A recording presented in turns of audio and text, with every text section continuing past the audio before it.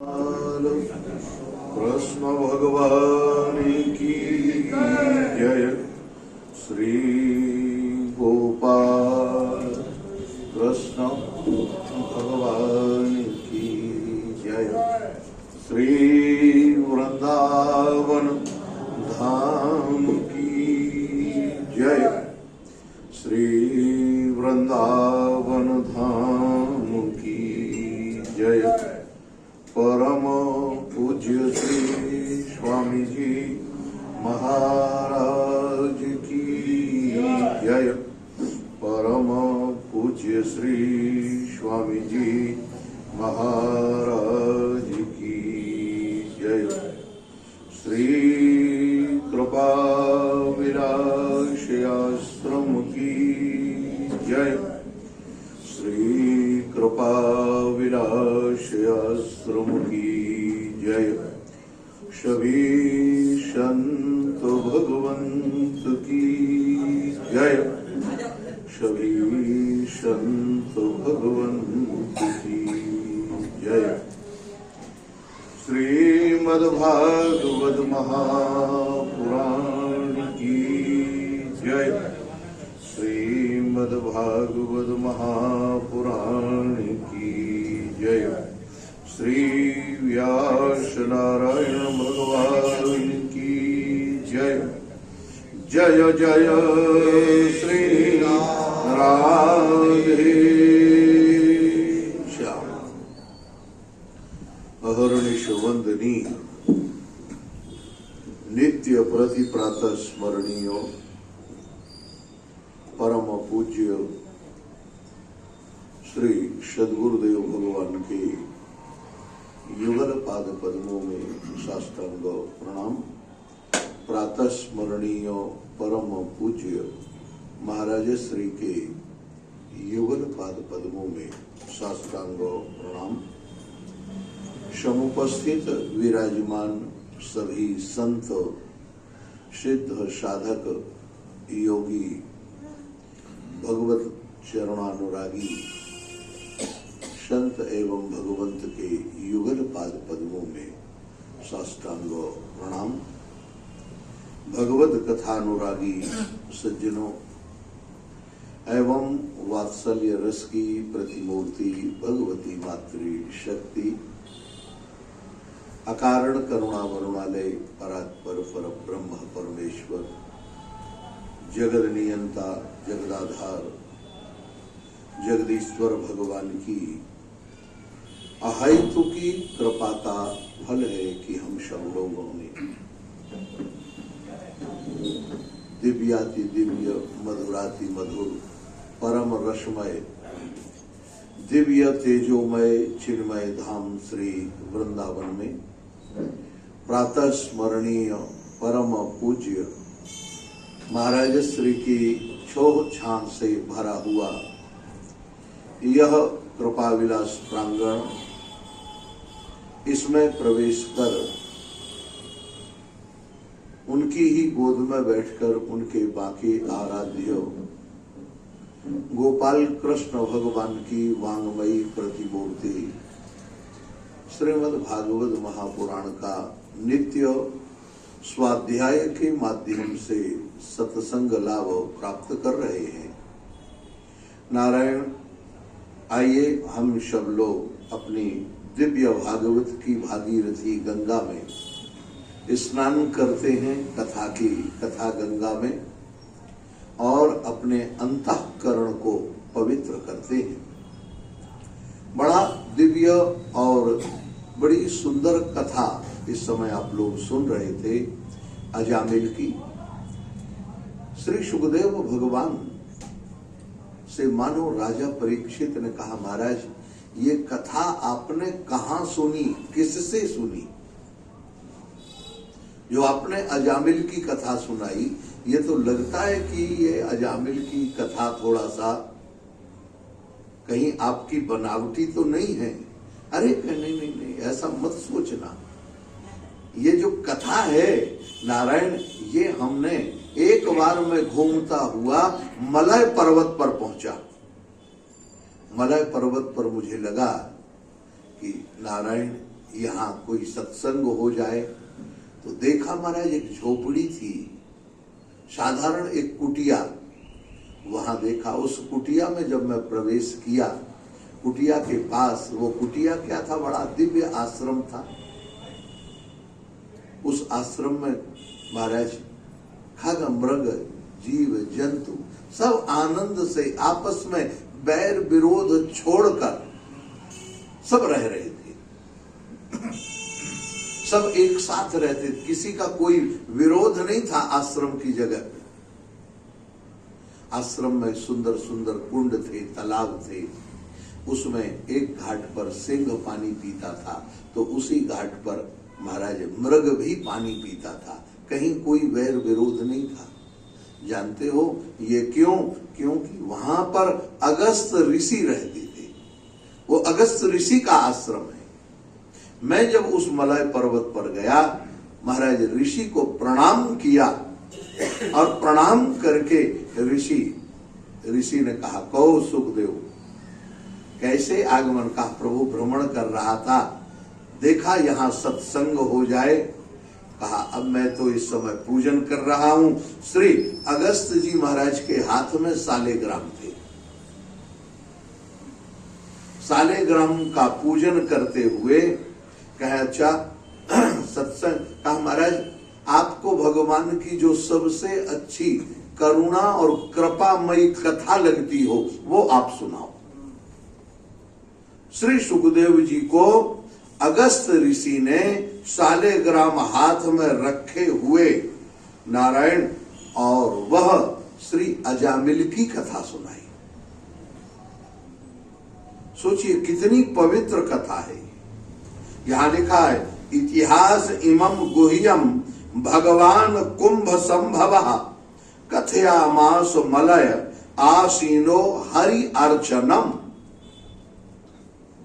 भगवान का पूजन। अच्छा एक बात बताओ, आज भी हमारे यहाँ गांव में जब कभी कोई पंचायत होती है तो कहते महाराज कोर्ट कचहरी उस समय जल्दी नहीं जाते थे लोग, अब तो सीधे भागते। पहले पंचायत ही निपटारा कर देती थी। क्या कहती थी? सालेग्राम सिर पर रख लो। कहती थी कि नहीं कहती? बोलो गंगा जल उठा लो। तो जो गंगा जल से सालेग्राम का पूजन कर रहा हो वहां कहीं कोई गुंजाइश रह जाएगी क्या? आगे चल के महाराज प्रजापति प्रचेताओं की कथा यहां पर कही गई। प्रचेता लोग समुद्र के भीतर भगवान की दिव्य कथा सुन रहे और भगवान की आराधना कर रहे। योग के माध्यम से ऐसी दिव्य आराधना में लगे हुए नारायण आराधना करते करते जब भगवान का दर्शन हुआ तो प्रचेता लोग बाहर आए। बाहर आकर देखा तो सारी स्थिति गंभीर थी। नारायण उन प्रचेताओं ने देखा कि सारी औषधियां, लता गुल्म, पेड़ पौधे, जड़ी, छोटी छोटी रूखड़ियां सब लगी हुई हैं, सब बनी हुई हैं नारायण। और उसमें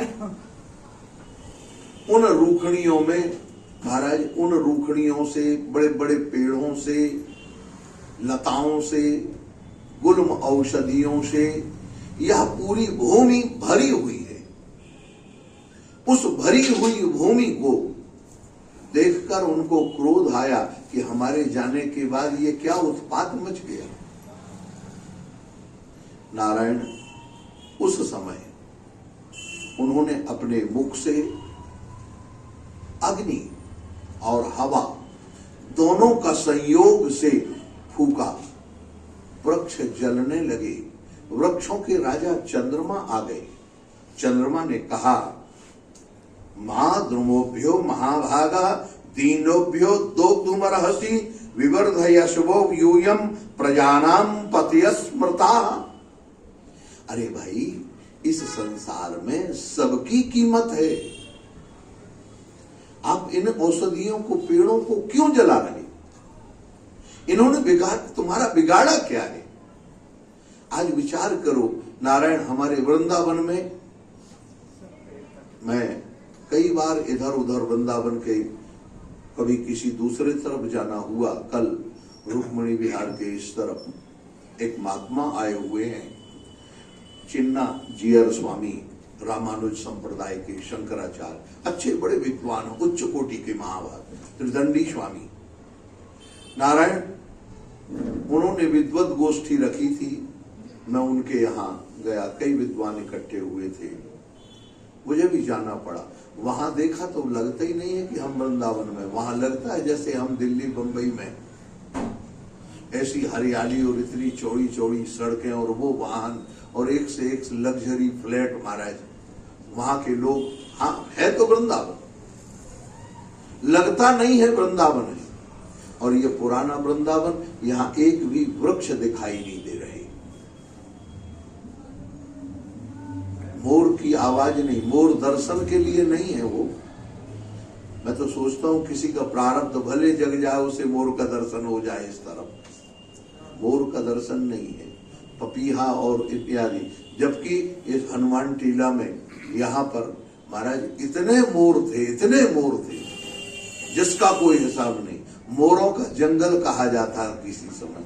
हम विद्यार्थी थे, हमारे स्वामी श्री रामानंद जी महाराज वो बुलाते थे, आओ मोरा आ जाओ आओ, इतना कहा और सैकड़ों मोर नीचे उतर के आनंद वृंदावन पहुंच जाते थे महाराज उड़ के। और वो हाथ से ऐसे चुपका महाराज चिनौरी के दाने और वो मुरमुरा झालमुड़ी, वो मुरमुरा सूखे, उनको खिलाते थे, खूब खाते थे महाराज। आज क्यों वृंदावन? क्योंकि प्राकृतिकता हम नष्ट करते चले जा रहे हैं, भौतिकता हमारी दिखाई दे रही है और उस भौतिकता को हम विकास कहते हैं। अब जरा सोचिए, घर में किनके मकान के अंदर पेड़ है बताओ? है किसी ने लगाया? लेकिन मकान बनाने से पहले एक आध पेड़ जरूर काटा होगा कहीं ना कहीं। तो कहने का अभिप्राय नारायण, ये प्रजापति प्रचेता लोग, ये सबके सब एक अंधाधुंध, हमारे रहने की जगह खराब हो गई, हम कहां रहेंगे, क्या होगा, और जंगल जलाने लगे। चंद्रमा आए, उन्होंने कहा जानते हो ये चंद्रमा वृक्षों के औषधियों के राजा हैं। चंद्रमा ने कहा अरे प्रजापतियों जरा विचार करो, इस प्राकृतिक में भगवान ने इनको बनाया है, आपने नहीं बनाया। कहा महाराज इनका उपयोग क्या है? कहा अरे ये औषधि है। औषध का अभिप्राय है जो आयु बढ़ाने का काम करती है, स्वस्थ रखने का काम करती है, वो औषधि है। इन औषधियों को खाकर व्यक्ति के जीवन में अगर कोई रोग आक्रमण करता है तो वो औषधि को खाके अपना जीवन बना लेता है, वो रोग उसका दूर हो जाता है। नारायण कहा ठीक है, लेकिन हम लोग रहेंगे कैसे? कहा तुम लोग कैसे रहोगे? भगवान की आज्ञा है, तुम लोग गृहस्थ जीवन स्वीकार करो। प्रचेताओं को कहा महाराज हमारे लिए हमारी पत्नी कौन होगी? उन्होंने कहा कंडू ऋषि जब तपस्या कर रहे थे उस समय इंद्र ने प्रमलोचा नाम की अप्सरा को कंडू ऋषि के आश्रम में भेजा था और वह प्रमलोचा के संसर्ग में बहुत दिन तक कंडू ऋषि रहे, उनकी तपस्या भंग हो गई। उनके संयोग से प्रमलोचा और कंडू ऋषि के संयोग से एक दिव्य संतान उत्पन्न हुई जिसका नाम था मारीसा, लड़की। प्रमलोचा भी चली गई महाराज, कंडू ऋषि भी चले गए। भगवान नारायण, भगवान की कृपा से चंद्रमा को यह सौभाग्य मिला। चंद्रमा ने अपना अमृत पिलाकर उस लड़की को बड़ा किया। सभी लोग दूध पीते हैं मां का, लेकिन वो मारीसा इतनी सौभाग्यशाली थी कि चंद्रमा ने उसको अपना अमृत पिलाया और वो बड़ी दे दीप्यमान, उसमें अनेक स्त्रियों की ताकत थी, बड़ी सुंदर थी, रूपवान थी। वो प्रचेताओं को दे दी। प्रचेताओं ने उसके द्वारा, नारायण यहां लिखा हुआ है, प्रचेताओं ने उसके द्वारा नारायण दक्षा प्रजेता किल प्रजा सर्गेण लोकाहा, नारायण उन्होंने कहा है कि ये वरा कन्या पत्नी त्वे प्रतिगृह्यताम, इसको पत्नी के रूप में स्वीकार करो। उनसे अनेक संतानें हुई, लेकिन उसमें दक्ष मुख्य हुए। और दक्षा प्राचेत सह किलो यस्य प्रसा विसर्गेण लोका आपूरी तस्त्रया, ये सारा संसार उस दक्ष की संतानों से भर गए। नारायण कैसे? कहा महाराज दक्ष जो थे वो अपनी संतान से बड़ा प्रेम करते थे, लेकिन दक्ष ने जब ये कहा दक्ष को कि तुम प्रजा आगे बढ़ाओ, लेकिन वह दक्ष जो हैं महाराज प्रजा को बढ़ाने में समर्थ नहीं हुए। तब क्या हुआ? कहा जब वो समर्थ नहीं हुए तो उनको लगा कि अब क्या करें। उन्होंने सबसे पहले संकल्प की सृष्टि की। किसकी सृष्टि की? संकल्प की। अब संकल्प की सृष्टि करने के लिए तो कोई आडंबर की जरूरत नहीं है, मानसिक सृष्टि है। संकल्प किया और काम हो गया। जैसे आजकल आप लोग देखते हैं, लोग विश्वास नहीं करते, थोड़ा सा विचार नहीं करते बाकी, और लोग कहते हैं उनकी वाणी सिद्ध है। अरे वाणी सिद्ध नहीं, उनका संकल्प, वो जो संकल्प करते वो पूरा हो जाता।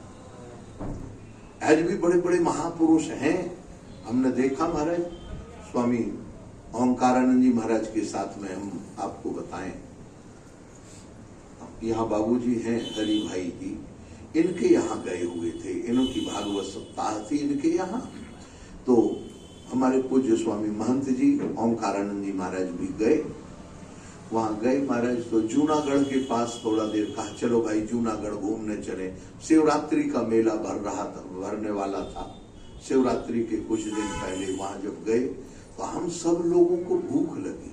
अब देखो जरा, संकल्प की श्रद्धि बता रहे आपको, भूख लगी तो महंत जी ने कहा चलो कोई बात नहीं, हम व्यवस्था करते हैं। हम लोग 10 पंडित थे। कितने लोग थे? 10 पंडित, और 2-3 लोग और थे। महंत जी के सेवक था एक, और एक ब्रह्मचारी जी गिरीशानंद जी थे उस समय कथा कहने वाले, उनका भी एक सेवक था, एक और लड़के थे। ऐसे 14-15 लोग थे हम लोग, 3-4 गाड़ियों में गए हुए थे। अब आप सोचिए जरा, और इतने जोर की भूख लगी कि हिम्मत ना पड़े चलने की। महंत जी से कहा महाराज भूख लगी बड़ी जोर से, कृपा करो आप तो। उन्होंने कहा भी व्यवस्था करते हैं। वो एक माई के यहाँ वहीं जूनागढ़ की सीढ़ियों के सहारे, जो गिरनार की सीढ़ी है जूनागढ़ में, गिरनार पर्वत चढ़ने के लिए, वो लगभग 100 सीढ़ी चढ़ने के बाद किनारे में एक माई भोजन बना रही थी, मैया थी। महंत जी भीतर पहुंच गए। महाराज कहा मैया भूख लगी है, भोजन करा दे। कहा बाबा बैठो अभी देती हूँ। कहा हम लोग बाहर बैठे हैं। तो महाराज वो एक रोटी लेके आई चौलाई का साग। कहा एक रोटी बाबा सिक रही फिर देंगी। महंत जी के हाथ में दी। महंत जी ने उससे एक टुकड़ा तोड़कर ऐसे वो चौलाई का साग ऐसे मुंह में रखा और उस रोटी को प्रणाम किया और कहा तुम सब लोग खा लो। अब 15 लोगों में वो रोटी कितनी कितनी आई होगी आप विचार कर सकते। लेकिन वो टुकड़ा जाते ही महाराज इतना गजब का स्वाद, और ऐसा लगे कि अब एक और भोजन नहीं हो सकता। सबके पेट फूल गए। महात्मा बोले, महंत जी मुस्कुराते हुए बोले क्या भाई और बुलवाएं रोटी? अरे उनका महाराज इतने ही बहुत है कई लोगों को। तो कहने का मतलब ये महापुरुषों की एक अपनी सिद्धि होती है। क्या वो संकल्प की सृष्टि नहीं कि इतने लोगों का पेट भर जाए? उस एक रोटी के टुकड़े में इतने लोगों का पेट भर जाए, ये बोलो संकल्प की सिद्धि है कि नहीं है।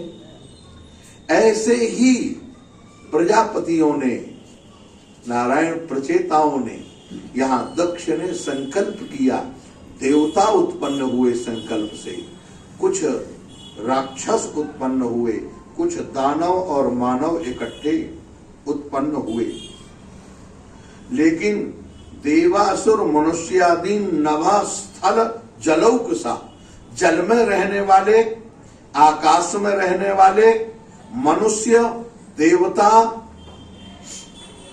और असुर, ये सब उत्पन्न हुए संकल्प से। लेकिन फिर भी सृष्टि जैसे बढ़नी चाहिए थी वैसे नहीं बढ़ रही थी। अब तो महाराज दक्ष जो हैं वो परेशान, उन्होंने क्या किया जाए, लेकिन अंत में वह विंध्याचल के क्षेत्र में चले गए, विंध्याचल पर्वत की तरफ, जहां आज मां विंध्यवासिनी, वही विंध्याचल पर्वत है वो। उस पर्वत में एक तीर्थ है, वहां पर उस तीर्थ का नाम है अघमर्षण तीर्थ। नारायण वहां लिखा, तत्राघमर्षण नामो तीर्थम पापहर परम उपवश्यानु शवनम तम शातोषयद्धरिम। महाराज वहां जाकर उन्होंने उस तीर्थ में स्नान किया। अघमर्षण तीर्थ का एक विशेष लाभ है। क्या लाभ? उस तीर्थ में जो व्यक्ति चला जाता है नारायण, वो निष्पाप हो जाता है। वहां स्नान करने से कितने भी जन्म जन्मांतरों के पाप हो, वो तीर्थ, उसका नाम है अघमर्षण। अघ माने पाप, मर्षण माने जलाने वाला, जो पापों को जला देता है, उसी का नाम है वो तीर्थ। विंध्याचल के पर्वत में वो तीर्थ है। वहां पर दक्ष महाराज उन्होंने तपस्या की, गए, आचमन किया, जल पिया और जल पीकर बैठ गए भगवान की आराधना करने। और जैसे भगवान की आराधना की महाराज, और भगवान की आराधना करते हुए दक्ष बोल रहे, तुभ्यं तद्विचास्यामि कस्या तुष्यतो हरि। नारायण उन्होंने कहा, भगवान हरि आप प्रसन्न हो जाएं, और स्तोत्र बोलने लगे। हाँ महाराज, कोयल बोलने से पता लगा वृंदावन में है। नारायण प्रजापति दक्ष जी अब प्रार्थना करते हैं, स्तोत्र है, नमः पराया वितथानुभूतये गुणत्रयाभास निमित्त बंधवे अदृष्टधामने गुण बुद्धि तत्व बुद्धिवीर निवृत्तमानाय दधे स्वयंभुवे। हे स्वयंभुव परमात्मा, आपको किसी ने नहीं बनाया है। नमः पराया, आपकी अनुभूति, आपका चित्त, ये सब दिव्य है महाराज। निमित्त बंधवे, आप कभी बंधन में बंधते नहीं हैं। निमित्त हाँ, लेकिन नारायण जब आप लीला करते हैं तो बंधन में बंध भी जाते हैं। आप जरा देखिए, मैया यशोदा लाला को बांधना चाहती हैं, प्रयास कर रही हैं बांधने की, लेकिन बंध नहीं रही। एक गोपी बोली, मैया काय को परेशान हो रही है? तेरे लाला के जीवन में बंधन है ही नहीं। महाराज मैया बोली, बात दारी की बड़ी आई बताने वाली, मेरे लाला के जीवन बंधन नहीं, मैं बांध के रहूंगी, ऐसे कैसे नहीं। और महाराज उठाई रस्सी और बांधने लगी, चाहे कुछ हो जाए। जरा देखिए, ठाकुर जी भी लीला करने लगे, ठाकुर जी भी लीला करने लगे। क्या लीला करने लगे? ठाकुर जी लीला करने लगे, कमर 2 अंगुल से 1.25 अंगुल होती नहीं और 2.25 अंगुल बढ़ती नहीं, रस्सी 2 अंगुल छोटी हो जाती है। 1.25 अंगुल रस्सी छोटी नहीं पड़ती और 2.25 अंगुल नहीं बढ़ती, कमर 2.25 अंगुल नहीं होती। ऐसी अभिप्राय क्या है? जीव और ब्रह्म इसके बीच में ये गुण माया का स्वरूप ही बंधन है। नारायण, यही 2 अंगुल बंधन है। ये दिखाया जाता है, लेकिन व्यक्ति इस बंधन को मानता कहां? भगवान नहीं बंध रहे, बंधने में समर्थ नहीं है, लेकिन मैया कहती है मैं बांध कर रहूंगी, मैं बांध कर रहूंगी।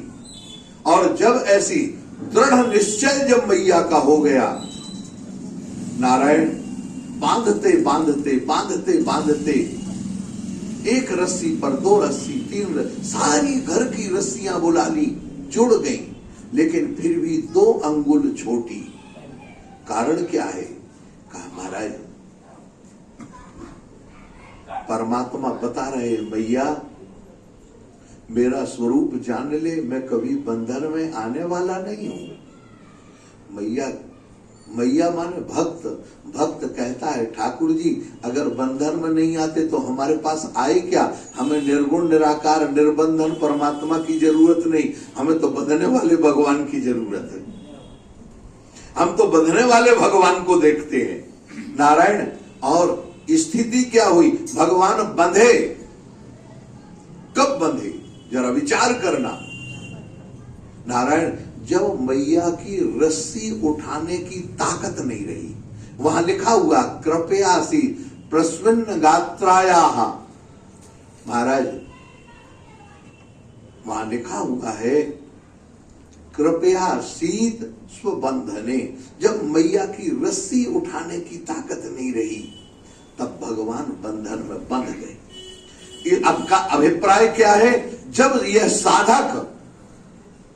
साधक नारायण, ये भक्तजन भगवान का भजन करते करते, जब तक इनको मालूम होता है, जब तक ये कहते हैं, जब तक ये चाहते हैं कि हम भगवान को भजन के बल पर प्रकट कर लेंगे, हम अपनी साधना के बल पर प्रकट कर लेंगे, तब तक भगवान प्रकट नहीं होते। क्यों? भगवान भजन और साधना के बल पर नहीं, भगवान तो कृपा के बल पर प्रकट होते हैं। हाँ, क्यों? भक्त हमेशा भगवान की कृपा चाहता है। बिंदु जी महाराज कहते हैं, एक तरफा में मैं मगरूर हो जाऊंगा, मैं श्याम तुम होगे समा काफूर हो जाऊंगा। मैं अगर मांगू तो मांगू, तुम ना कुछ देना मुझे। मैं अगर तुमसे कुछ मांगू भी तो प्रभु मुझे कुछ देना नहीं।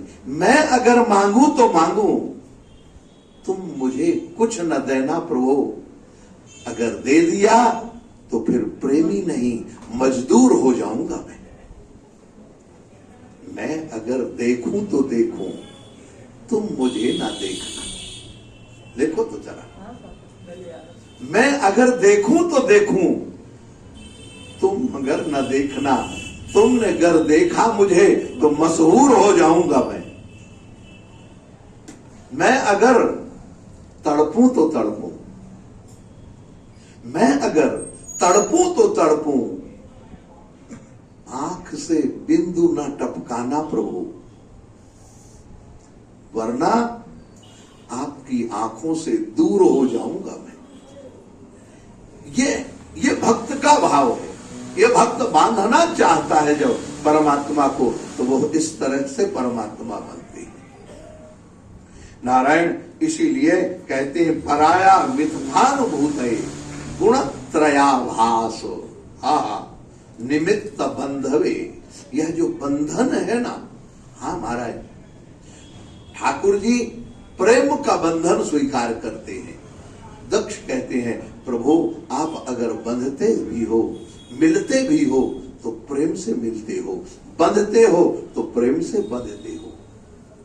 नारायण, किसी आज जो लोग कहते हैं हम भगवान का कितना भोग लगाएं, 56 भोग लगाएंगे।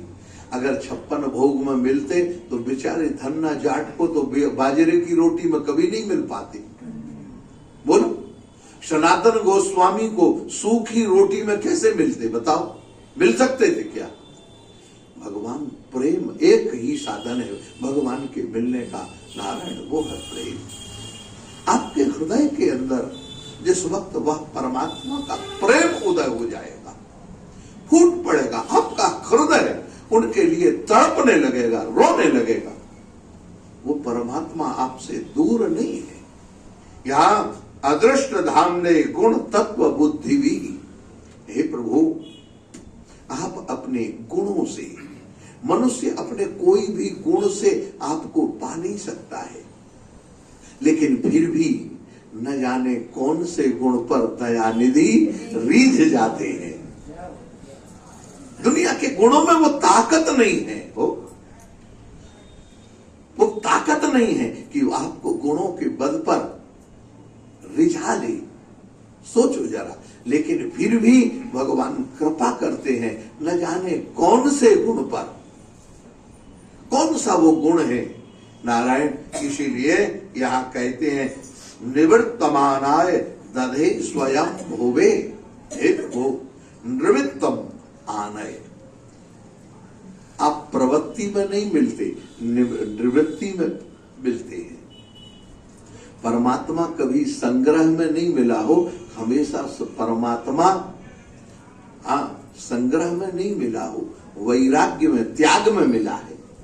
आप त्यागिए, जो जो छोड़ते जाइए, एक एक वस्तु, यहां तक कि नारायण। हाँ महाराज, आप जानते हो परमात्मा को मिलने का, परमात्मा जो मिलते हैं ना, तो वो त्याग में मिलते हैं। और यहां तक कि आपका इतना त्याग करा देते हैं, इतना त्याग करा देते हैं कि आपका पुत्र, परिवार, किसी भी के साथ कोई संबंध नहीं रहता। सबका सब कुछ छोड़ा देते हैं, कुछ छूट जाता है। दोनों बातें हैं, याद रखना, कुछ छोड़ा देते हैं और कुछ छूट जाता है। ये दोनों जो परस्पर चलते रहते, तब कहते हैं नयस्य सख्यम पुरुषो वैति सख्यो सखा वसन संवसता परेष्मिन। हे प्रभु, आप तो इस जीव के हमेशा सखा हैं। ईश्वर अंश जीव द्वा सुपर्णा सयुजा सखाया।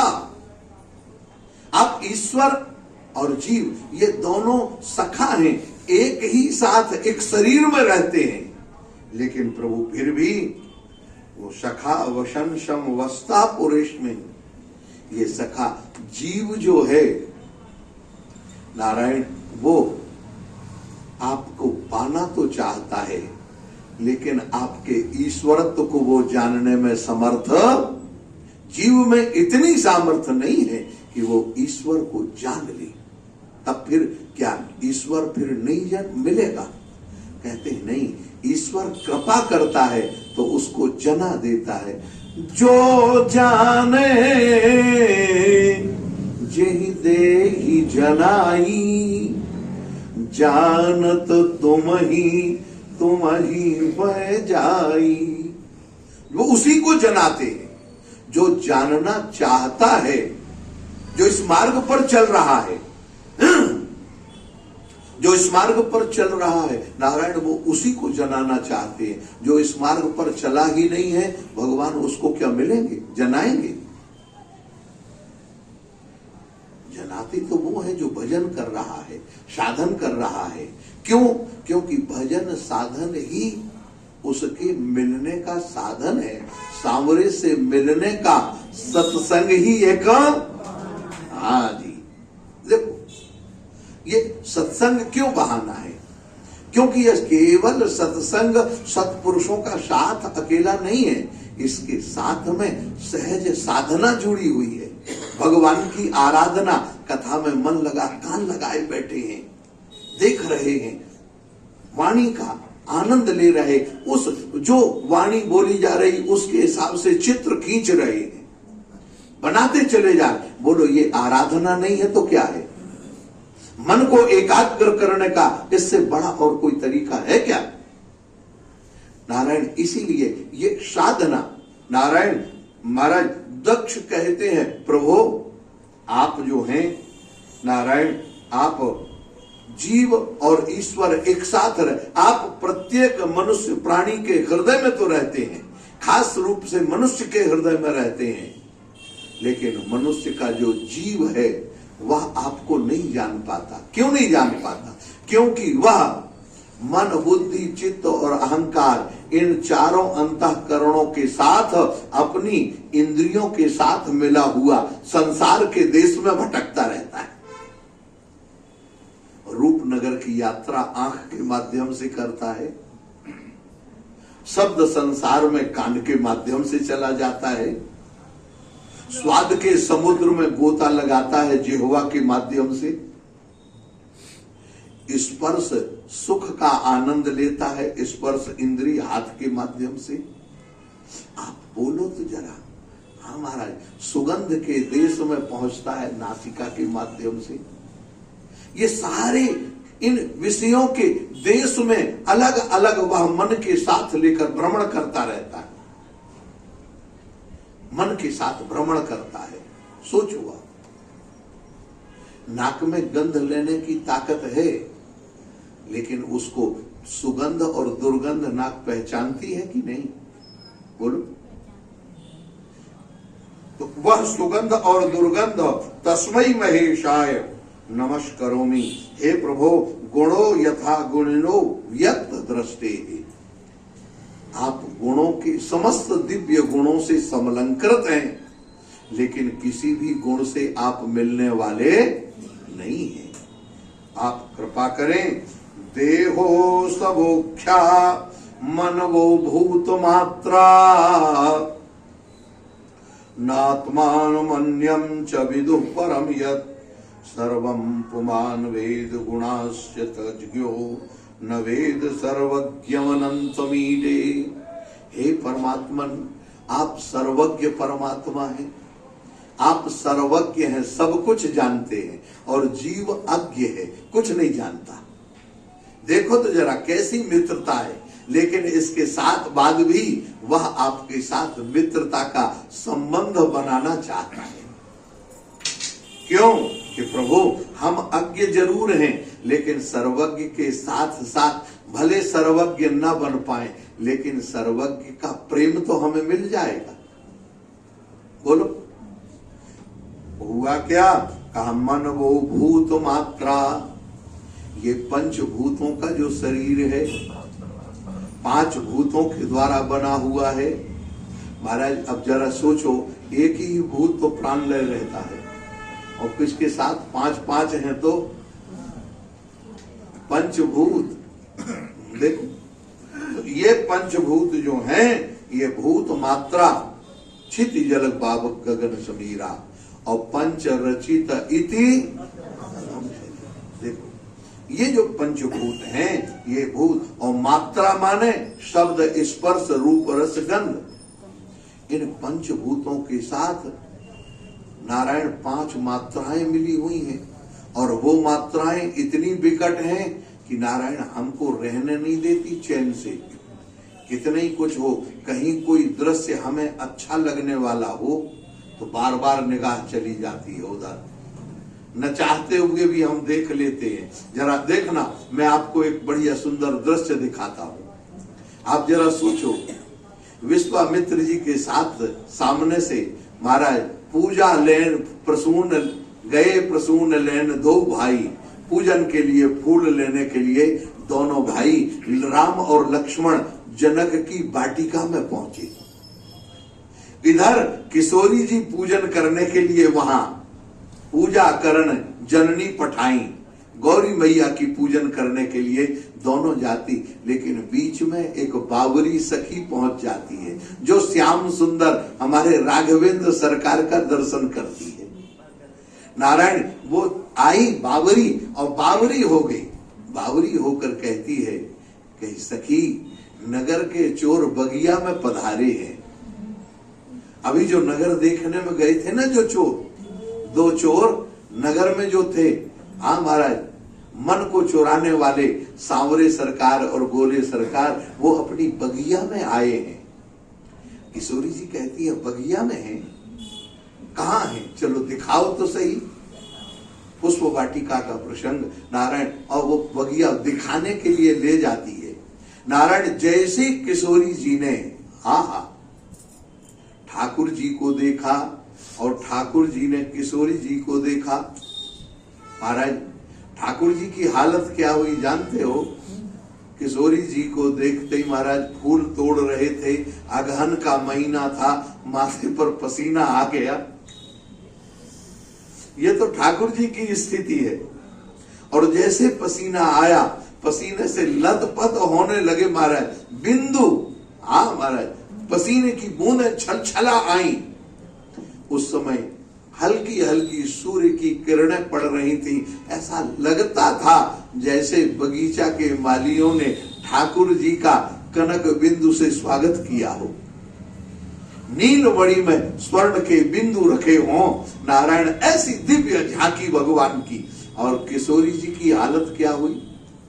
महाराज किशोरी जी के आंखों से आंसू निकल आए। वो जानते हो क्या कहें?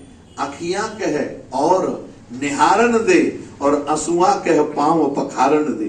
दोनों में होड़ लग गई महाराज। आंसू कहे हम तो पैर पखारेंगे और आंखें कहे हमें थोड़ा निहार न दे। हमारा पता ही नहीं लगा, पता ही नहीं लगता है श्याम है कि राम है, कि राम है कि श्याम है। एरी सखी अब तो बता, श्याम ही श्याम या राम ही राम है? कौन है ये स्थिति ऐसी हो गई। अब किशोरी जी उसी समय हो गया लौटने का, तो किशोरी जी चलती हैं। ठाकुर जी भी वहीं खड़े हैं देख रहे, लेकिन किशोरी क्या कहती? पीछे लौट कर कहती, ये नहीं कहती अभी और देखना, कहती मृग मिस देख रघुपति ही निहारी। मृग के मिस, मृगों को देखने के बहाने से निहारी। किसको निहारते हैं? ये सखी से कहती, अरे सखी देख तो सही ये मृग कितना सुंदर है। और मृग उसे दिखा के और स्वयं मृगनयनी अपने श्याम सुंदर को, अपने राघव को देखने में मस्त हो जाती है। वो राघव को देखने लगती, बार बार कहती देखो ये मोर कितना बढ़िया है, ये पपिया कितना, ये मधुकर कैसा गुंजार कर रहा। लेकिन मधुकर, मोर, पपिया इन सबको देखने के बहाने ठाकुर जी को देखती थी कि नहीं देखती थी? बोलो। आप सब लोग मानस के मर्मज्ञ, बड़े अच्छे नारायण बैठे हुए पुष्प वाटिका में है कि नहीं? बोलो। एक स्वतंत्र प्रसंग है, तो ये बहाने से देखते हैं। इसीलिए यहां पर कह रहे हैं महाराज, यह जो है प्रभु यदा परामो मनसो नाम रूपा, आप का नाम भी जब आप लीला काल में प्रकट होते हैं तो नाम रूप धारण करके प्रकट होते हैं। लेकिन वास्तव में आपका न नाम है और ना ही कोई रूप है। अनेक नाम रूप व्याकरवाणी भगवती श्रुति कहती है, वेद कहता है, परमात्मा अनेक नाम रूप के, सबके जितने भी नाम है, जितने भी रूप वो भगवान के।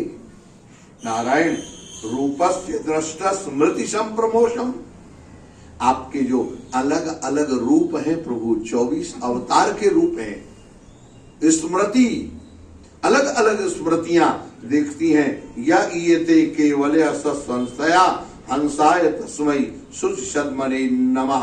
हे प्रभु, हे परमहंस, हम आपको प्रणाम करते हैं। मणिशिरोंतर हृदय सन्निवेशितम स्वशक्ति भीर्नभुवस्य त्रिवृत्तिभिः। हे प्रभु, मनीषिणो, बड़े बड़े विद्वान, बड़े बड़े महात्मा, बड़े बड़े अमलात्मा, योगी परमात्मा, जो विशुद्ध स्वरूप धारण करने वाले महापुरुष हैं, वो कैसे सन्निवेशितम, अपने मन को आपसे मिला देते हैं। अब प्रश्न हुआ महाराज, क्या प्रश्न हुआ? कहा कि परमात्मा का क्या मन है? वेद तो कहता है कि आमना शुभ्रा, परमात्मा में कोई मन नहीं है, तो फिर मन कैसे मिला देते हैं? कहा बस यही तो कारण है। परमात्मा, ये बड़े बड़े जो महापुरुष हैं, ये अपने आप में अपने मन का एक विग्रह तैयार करते हैं और उस विग्रह में आपका आवाहन करते हैं तो आप तो आ जाते हैं, क्योंकि आपने ही कहा है हमारा कोई नाम रूप नहीं है, लेकिन अगर कोई भक्त नाम और रूप दे दे तो हम उसको ग्रहण कर लेते। तो भक्त अपना विग्रह बनाता है, नाम रूप लिया और नाम रूप बनाया और नारायण अपना अपना नाम रख लिया। अब ये बताओ, नरसी को किसने कहा था कि तू सावल साह रख? व्यास जी के श्याम सुंदर कौन ने कहा था बताओ? भट्ट जी के राधा रमण जी किसने कहा था कि ये हमारे राधा रमण? अच्छा बोलो, ये बांके बिहारी का नाम किसने रखा? हरिदास जी ने रखा कि? तो ये हरिदास जी का अपना नाम है कि हमारे आपका नाम है? बोलो, भक्त का नाम है ना। तो भक्त विग्रह भगवान का तैयार करता है, पहले मन में विग्रह तैयार करता है। सांवरा सलोना जैसा भी विग्रह है वो मन में तैयार करता है महाराज, और सामने ठाकुर जी प्रकट हो जाते हैं। मैं आपको एक प्रत्यक्ष उदाहरण बताऊं, आपने इनमें से कई महापुरुषों ने उनका दर्शन भी किया होगा। हमारे पूज्य पाद प्रातः स्मरणीय स्वामी श्री अखंडानंद सरस्वती जी महाराज, कई लोगों ने दर्शन किया। उन्होंने, आप आश्रम में जाके देखिए, वहां नित्य गोपाल का विग्रह है, नाचते हुए गोपाल। दुनिया में श्री कृष्ण का विग्रह नाचता हुआ आपको सांवरे कलर का मिलेगा, काले कलर का मिलेगा, लेकिन हमारे यहाँ गोरे कलर का है, और वो भी इतना आकर्षण है महाराज जिसका कोई हिसाब नहीं। आप जाके देखो, एक बार दर्शन करो, वन पीस है ऐसा विग्रह, ऐसा आकर्षण आपको दुनिया में कहीं नहीं मिलेगा, वन पीस। ये क्यों? नारायण, ये उनका अपना विग्रह है, उनके अपने ठाकुर, जिन ठाकुर का उन्होंने दर्शन किया था वो ठाकुर का दर्शन है। मैं आपकी स्मरण आ गया तो इसलिए बता देता हूं। नारायण, जानते हो स्वामी अखंड जी महाराज ने ये विग्रह बनवाया जयपुर में। आप तो जानते हैं सब लोग मुसलमान हैं बनाने वाले, मुसलमान 10 विग्रह बना चुका। महाराज जी ने कहा ये नहीं है, जो हमारे ठाकुर हैं वो आप हमें बनाओ। कहा महाराज आप बताओ कैसे बनाएंगे? कहा तुम यहां पहले संकल्प करो कि मैं हमेशा भोज्य पदार्थ ही खाऊंगा, कभी भी नॉनवेज नहीं खाऊंगा, कभी धूम्रपान नहीं करूंगा और व्रत रहूंगा, तब ये ठाकुर का विग्रह तैयार होगा। उसके लिए जो तुम्हें निछावर चाहिए वो मिल जाएगी। महाराज उससे 40 दिन, मुसलमान से 40 दिन का अनुष्ठान करवाया, उसको रहा, और इसके बाद उसने फिर 1 वर्ष में ये विग्रह तैयार किया। और इसके बाद जब विग्रह तैयार हो गया, महाराज जी ने कहा हाँ यही विग्रह है, तब वो विग्रह के सामने साष्टांग प्रणाम करके समर्पण कर देता है कि आज के बाद मूर्ति बनाना बंद, अब मैं कोई भी विग्रह बनाऊंगा नहीं। कहा ठाकुर जी बना लिए, मिल गए। नारायण, उसे ठाकुर जी की अनुभूति हुई। जब तक वो जिंदा रहा, नारायण हर 2 महीने में, 3 महीने में आश्रम आता था, ठाकुर जी का दर्शन करता था और प्रणाम करता, 1-2 दिन रहता और चला जाता। महाराज कोई कह नहीं सकता था कि ये मुसलमान है।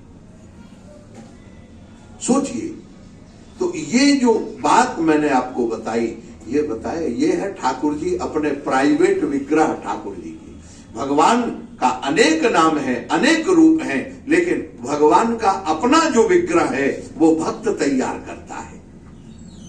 महाराज मनु ने अपना विग्रह तैयार किया था कि नहीं? नील सरोरुह नीलमणि, नील नीलधर श्याम, लाजत तन शोभा अधिक, कोटि कोटि सतकाम। अनेक करोड़ों करोड़ों कामदेव की शोभा को लजाने वाला विग्रह तैयार किया। और उस विग्रह के पहले क्या क्या कहा है? जो महेश मुनि मानस हंसा, बोलो जरा, कहा है कि नहीं कहा? भगवान शंकर के हृदय में महाराज जो भगवान निवास करते हैं वो परमात्मा, कागभुसुंड जी के हृदय में जो निवास करते हैं वो परमात्मा, और मैंने जिन परमात्मा का विग्रह बनाया है, ये तीनों विग्रह एक साथ प्रकट हो जाए मेरे सामने। तो एक ही स्वरूप भगवान का नहीं है। काकभूषुंड जी के हृदय में रहने वाले, भगवान शंकर के हृदय में रहने वाले, और महाराज मनु ने जो विग्रह बनाया उनके रहने वाले, वो है महाराज जो नील सरोरुह नीलमणि। कितना गजब का विग्रह। तो भक्त अपना, इसीलिए कहते भगवान तो एक है, वो ध्यान रखना, लेकिन सबके प्राइवेट ठाकुर अलग अलग हैं। हाँ, अपने प्राइवेट ठाकुर अलग अलग हैं। हाँ, ब्रज में एक भक्त थे महाराज, राधा कुंड में रहते थे, बंगाली भक्त। हाँ, वो उनको भगवान को मालूम क्या कहते थे जानते हो? हमने उनका दर्शन किया, चुट्टा राम शास्त्री। हाँ, वो कहते थे हमारे ठाकुर जी चुट्टा राम शास्त्री, चुट्टा राम जी ये चोर ठाकुर है, जब देखो तब भागता रहता है, इसको ताकना पड़ता है, भाग जाता है। ऐसी उनकी भक्ति थी महाराज। रोज माखन का भोग लगावे लाके कहीं ना कहीं से कुछ ना कुछ। बड़े सुंदर ठाकुर थे, इतने बड़े ठाकुर थे। राधा गोविंद राधा कुंड में रहते थे महाराज। वो महात्मा, बंगाली महात्मा थे। उनके मुख से बड़ा अच्छा लगता था, मारो चट्टा, ऐसा कुछ कहते थे। वो हमसे तो बनता नहीं, बंगाली लैंग्वेज तो अलग ही है ना महाराज, उसका लहजा। हाँ, तो वो परमात्मा कहते हैं स्वशक्ति भीर्वनवा भीष्म त्रिविद्वी वाहिनी अथा दानो पंचदशम मनीष निष्कर्ष गूढ़ा। जैसे अग्नि लकड़ी में छिपी हुई होती है, लेकिन याज्ञिक पंडित उसको जब रगड़ते हैं, लकड़ी को मंथन करते हैं, शामधैनी नाम की जो महाराज स्तोत्र हैं, उन स्तोत्रों का जब पाठ करते हैं और तब वह समिधा में से अग्नि प्रकट होती है, उसको याज्ञिक अग्नि बोलते हैं, यज्ञाग्नि बोलते हैं। वो यज्ञाग्नि इसी तरह से भक्त जब अपने ठाकुर को अपने हृदय के भीतर लाड़ लड़ाता है और समर्पण हो जाता है, तब ठाकुर जी भक्त के भगवान के रूप में प्रकट होते हैं। नारायण सा वही मवावेश माया निषेध निर्वाण सुखानुभूति। यहां एक विशेष बात कह दी दक्ष ने महाराज, हे प्रभु आपको क्या कहें, आप जो लोग ये माया नाम की कोई चीज नहीं है। क्या है? कहा आप और आपकी माया ये दो चीज अलग अलग नहीं है, लेकिन भक्तों को भगवान और अभक्तों को माया ये दिखाई देती है। माया क्या दिखाई देती है? जो होता नहीं वो दिखाई दे। अच्छा एक बात बताओ, जादूगर जब नजर बांध देता है तो उसके झोला में तो टायर होता है, छोटा सा टुकड़ा, लेकिन वो सांप बन के दिखाता है कि नहीं? कबूतर बन के दिखाता है कि नहीं? अच्छा, क्या कबूतर और सांप वहां होता है? लेकिन हमें चलता फिरता हुआ दिखाई देता है। बस इसका नाम है माया। लेकिन हम लोग जो माया को देखते, कबूतर देखते, सांप देखते हैं, क्या उसका जो जमूरा है जादूगर का, वो भी कबूतर और सांप देखता है क्या? बोलो, उसके ऊपर दिखाई देता है? वो क्या जानता है? वो तो हंसता है, कहा महाराज कोई बात नहीं, हम देख रहे हैं, तुम कैसे बनाते हो, और जमूरा सब जानता है। वो मोहित नहीं होता महाराज। वो देखो आपको बड़े बड़े नोट बना के दिखा देंगे। हाँ, मैंने अभी कुछ दिन पहले, लगभग दो तीन महीने पहले की घटना है, यहाँ पर कहीं जा रहे थे हम, तो ये उधर क्या बोलते हैं, धोबी मोहल्ला के सामने जो गौतम पाड़ा चौक है ना, वहां पर एक जादूगर जादू दिखा रहा था। हमारा इतनी बड़ी लकड़ी रहता था, वो कुछ कहता था और उससे अमेरिका का डॉलर निकलता था, निकाल के दे दिया। बोलो, कहा देखो ये ओरिजिनल डॉलर है कि नहीं, देखो। और महाराज उसके इसके बाद अब सोचो, इसमें बड़ी ताकत है। जब खेल समाप्त हो गया तो फिर कटोरा लेके खुद कहता है महाराज अब इनाम मेरा दो। अब जो सोचो, जो 250-300 रुपए का 1 रुपया बना सकता है, 1 रुपये का, अमेरिका का 250-300 चाहे जिस दुकान में बना ले, उसके बराबर बड़ा आदमी कोई होगा क्या? लेकिन वो भी जानता है ये सब दिखाने का मामला है, वास्तविक कुछ है न होने वाला। इसी तरह से भगवान यहाँ दक्ष कहते हैं, प्रभु आप और आपकी माया में कोई अंतर नहीं, आप ही हैं, लेकिन आपको माया रूप से, वास्तविक रूप से न जानकर वो आपकी माया समझ लेता है और नमस्कार करता, लेकिन भक्तों को आपकी माया समझ में वो जानता ही नहीं माया क्या कहलाती है। नारायण स सर्वनामा सच विश्वरूपा प्रसीदताम मनिरुक्तात्म शक्ति भी। हे प्रभु, समस्त नाम रूप वाले परमात्मा, आप हमारे ऊपर कृपा करें। यद्यनिरुक्तम वचसा निरूपितम। हे प्रभु, आपने निरुक्त में अपने आप को परिवर्तन किया। जो 6 शास्त्र हैं, ग्रंथ हैं, उनमें नारायण ननाम महाभूत स्वरूपम गुण रूपम च तत्त। महाराज जो बुद्धि है, धियाक्ष भिर्वा मनसा भूत यस्य।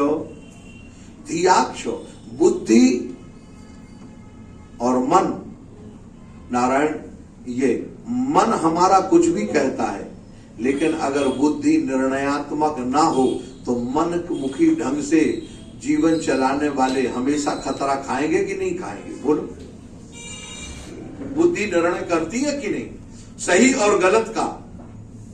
इसी तरह से हे प्रभु, यह जो बुद्धि है, ये हमारा जो मन है, वह आपके चरणों में लगा रहे।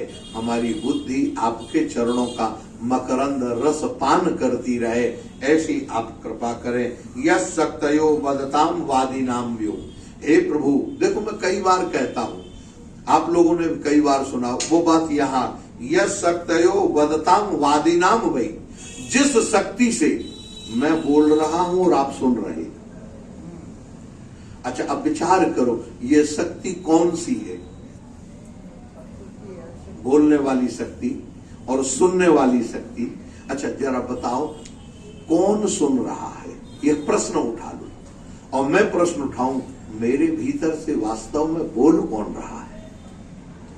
आप निर्णय पाएंगे नारायण, अगर वास्तविक है तो वास्तविकता यह है कि मेरे भीतर बैठकर परमात्मा ही बोल रहा है और आपके भीतर बैठकर साक्षात परमात्मा सुन रहा है, दूसरा नहीं है।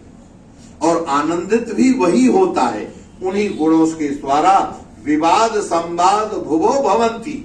हे प्रभु, आप ही जिसको विवाद बना दें और जिसको संवाद बना दें। संवाद बना दें तो महाराज अगस्त जी का, राजा परीक्षित का, सुखदेव जी का संवाद हो रहा है। और अभी हाँ महाराज, कुछ मुख से उल्टा सीधा हम बोलने लगे आपके लिए और आप हमें बोलें तो विवाद होने लग जाएगा, होएगा कि नहीं? अपनी अपनी बात को पुष्ट करने के लिए जो दोनों तरह की दलील होती है उसको विवाद कहती है। और एक का प्रश्न हो, दूसरे का जो उत्तर हो, उससे भगवत प्रीति सम्मिलित जिसमें होती है उसको संवाद कहती है। नारायण तो विवाद संवाद कुर्वन्ति चैसाम। नारायण ये जीव जो जब मोह में होता है तो विवाद करता है, और मोह से अलग होता है तो संवाद सुनता है और संवाद करता है। सुनना और करना दोनों। अब कई लोगों को मैंने देखा, नारायण यहां आते हैं हमारे बड़े अच्छे, मैं तो भगवान की कृपा मानता हूं और भगवान का वास्तविक में आप सब लोगों के ऊपर बड़ा दिव्य अनुग्रह है कि वृंदावन धाम में आकर आप लोग एक निष्ठ होकर जो भगवत कथा सुन रहे, ये साधारण बात नहीं है, ये बहुत बड़ी कृपा है। यहाँ नारायण कई लोग पूछते, महाराज ये कैसे हुआ, आप जरा कृपा करके बताओ।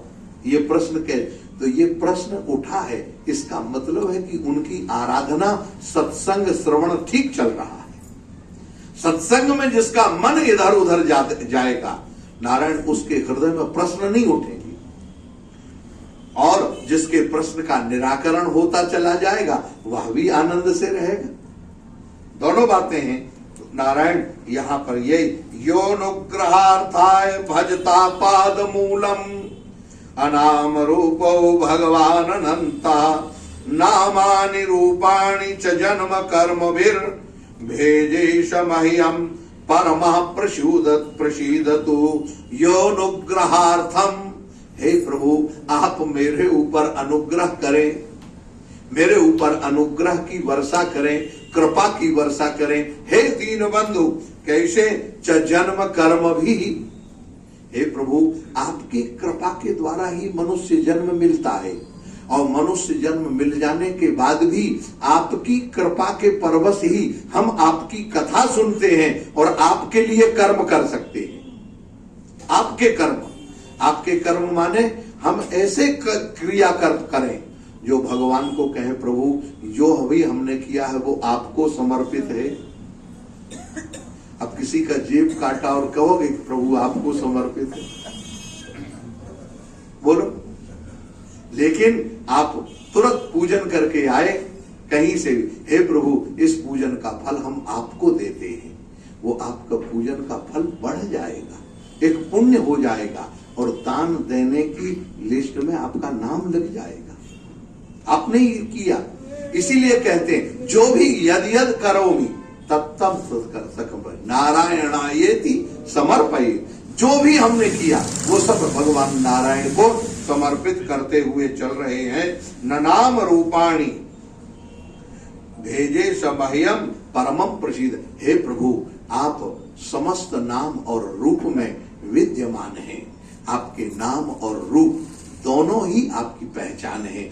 जीवन के ये पाए हैं, साधना में भी महाराज दो पाए हैं, नाम और रूप। भगवान का नाम लो और मन से चिंतन से महाराज अपने हृदय से भगवान के रूप को बनाओ, तैयार करो, और उनका विग्रह जो अच्छा लगे उसको सुंदर सिंहासन पर बैठाल के दिव्य दिव्य तीर्थों का जल लाके सुंदर सुंदर नंदन बन के पुष्प को लाके नारायण बड़े बड़े 56 भोग अंदर से लगाओ, मन से बैठे रहो, मौन सी सेवा करो और आनंद लेके भगवान का नाम लेते रहो।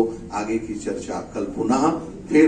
बोलिए गोपाल कृष्ण भगवान की जय जय श्री राधे। हरे कृष्ण कृष्ण कृष्ण हरे हरे, हरे राम राम राम हरे हरे, हरे कृष्ण कृष्ण कृष्ण हरे हरे, हरे राम राम राम हरे हरे, हरे कृष्ण कृष्ण कृष्ण हरे हरे, हरे राम राम हरे हरे। बोलिए श्री गोपाल कृष्ण भगवान की, श्री वृंदावन धाम की, परम पूज्य श्री स्वामी जी महाराज की, श्री कृपा विनाश आश्रम की, सभी संत भगवंत की जय जय श्री राधे। नारायण। सभी लोग जो जहां हैं वहीं से परम पूज्य महाराज